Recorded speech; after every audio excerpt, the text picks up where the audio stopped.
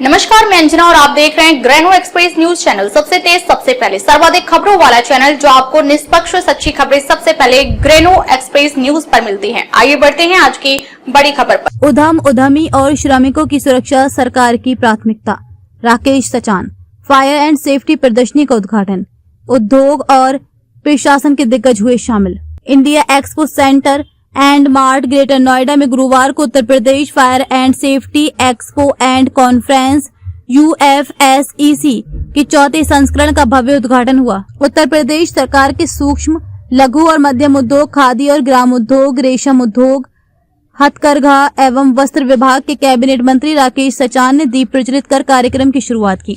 इस अवसर पर मंत्री राकेश सचान ने कहा कि उद्यमी और श्रमिकों की सुरक्षा सरकार की सर्वोच्च प्राथमिकता है। हमें स्वयं भी जागरूक होना होगा। फायर एनओसी के लिए नियमों का पालन अनिवार्य है, क्योंकि किसी भी हानि की पूरी भरपाई नहीं हो पाती। कर्मियों को जागरूक करते हुए फायर नॉर्म्स को पूरा करना चाहिए और समय समय पर फायर सिस्टम की जांच करनी चाहिए। उन्होंने कहा कि प्रदेश सरकार औद्योगिक सुरक्षा और आपदा प्रबंधन को मजबूत बनाने के लिए लगातार कदम उठा रही है। 2017 से पहले उत्तर प्रदेश की सोच बदलने की दिशा में काम किया गया है। आज सबसे ज्यादा एक्सप्रेसवे और हाईवे उत्तर प्रदेश में है। कानून व्यवस्था में सुधार से 40 लाख करोड़ से अधिक के निवेश प्रस्ताव आए हैं। 2 दिवसीय इस मेगा इवेंट का उद्देश्य औद्योगिक सुरक्षा, HSE, फायर सेफ्टी और डिजास्टर रिस्पांस के प्रति जागरूकता बढ़ाना है। साथ ही सरकारी विभागों, उद्योग और अन्य हितधारकों की आपदा प्रबंधन की तैयारियों को और अधिक सुदृढ़ करना है। विशेषज्ञों ने औद्योगिक सुरक्षा मानकों, प्राकृतिक और औद्योगिक आपदाओं की रोकथाम तथा तत्काल प्रतिक्रिया तंत्र को लेकर अपने विचार साझा किए। वक्ताओं ने बताया कि समय पर प्रशिक्षण, आधुनिक उपकरणों का इस्तेमाल और बेहतर समन्वय से बड़ी दुर्घटनाओं को रोका जा सकता है। PhD chamber of commerce and industry PHDCCI के प्रतिनिधियों ने बताया कि इस एक्सपो का मकसद न सिर्फ उद्योग जगत को नई तकनीकों और सुरक्षा प्रोडक्ट से जोड़ना है, बल्कि व्यापक स्तर पर सुरक्षा संस्कृति को भी बढ़ावा देना है। प्रदर्शनी में देश विदेश की नामी कंपनियों ने अपने नवीनतम फायर सेफ्टी उपकरण, सुरक्षा टेक्नोलॉजी और डिजास्टर मैनेजमेंट से जुड़े उत्पाद और समाधान प्रदर्शित किए। कार्यक्रम में बड़ी संख्या में औद्योगिक प्रतिनिधियों, प्रशासनिक अधिकारियों और सुरक्षा विशेषज्ञों की भागीदारी रही। इस एक्सपो का आयोजन PHDCCI द्वारा safety appliances and manufacturers association SAMA के सहयोग से किया गया।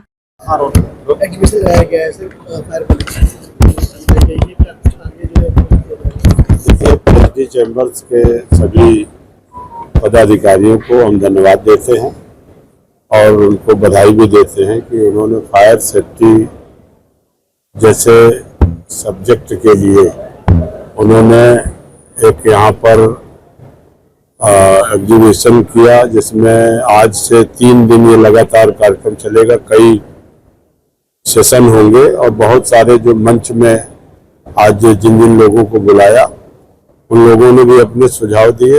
निश्चित तौर पर फायर के सेफ्टी के प्रति हमारे प्रदेशवासियों को, सभी उद्यमियों को, MSMEs को जागरूक भी होना चाहिए और आगे कोई घटना दुर्घटना न हो, इसके लिए जितनी भी आवश्यक जरूरी वर्क है उनको करना भी चाहिए।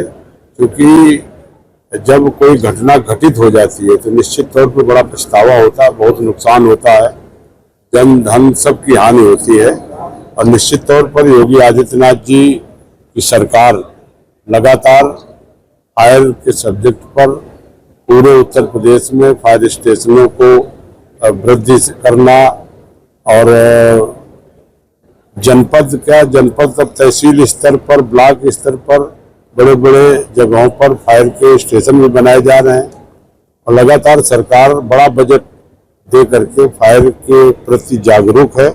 फिर भी जब तक जनता जागरूक नहीं होगी तब तक इससे पूरी तरह से निपटा नहीं जाता। फायर सोसाइटी बहुत टीम से कार्रवाई भी करते हैं फायर की, तो क्या कहेंगे सर? काफी मतलब बदलाव देखा गया है एक्टिविटीज में फायर की।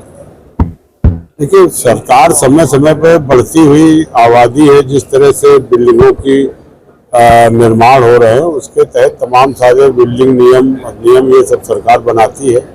और फायर के इसीलिए NOC, चाहे अस्पताल हो, चाहे होटल हो, या जो भी बड़े संस्थान हैं, उन पर फायर की NOC का उद्देश्य यही रहता है कि फायर के सारे नाम, अगर वहाँ कितने लोग अंदर काम कर रहे हैं, उनके लिए किस तरह की सुविधा रहनी चाहिए, वो सब इसीलिए होता है कि डबल जीना हो, एक तरह से लिफ्ट हो, तो सब तरह से लोगों को जागरूक भी किया जा रहा है और लोगों से अपील भी कर रहे हैं आपके माध्यम से कि फायर के जितने भी नाम्स हैं बिल्डिंग अधिनियम में सबको पूर्ण करके ही इंडस्ट्री हो या हमारे जो होटल हो या स्कूल हो, अस्पताल हो, सबको उन नाम्स को फॉलो करना चाहिए ताकि वहाँ आने जाने वाले लोग, वहाँ रहने वाले लोगों की जीवन से कोई खिलवाड़ न हो सके। नहीं, आपको गलत जानकारी है। जेवर एयरपोर्ट के पास तो वहाँ तो फायर का तो बिना उसके तो हो ही नहीं सकता, एनओसी भी नहीं मिलेगी, तो वहाँ पर फायर की सारी, और जेवर एयरपोर्ट ही नहीं, जेवर में जितने भी सेक्टर हैं सब में फायर के प्राविधान है, सब जगह फायर की जगह चिन्हित है और फायर से कोई खिलवाड़ सरकार की तरफ से नहीं होता है। हमें आपको और सारे उद्यमियों को और उन नाम्स को, सरकार के नियमों को फॉलो करके और जागरूक अपने वर्कर को भी करना चाहिए ताकि कोई ऐसी घटना दुर्घटना ना हो। सर बात करें गौतम बुद्ध नगर, अब तक के लिए बस इतना ही। फिर मिलते हैं एक ऐसी ही बड़ी खबर के साथ। तब तक के लिए नमस्कार और देखते रहिए ग्रेनो एक्सप्रेस न्यूज। ताजा खबरों के लिए ग्रेनो एक्सप्रेस पेज को फॉलो करें और बेल आइकन दबाना ना भूलें। अगर आप हमें फेसबुक, ट्विटर, इंस्टा के माध्यम से देख रहे हैं तो फॉलो, कमेंट करना ना भूलें। धन्यवाद।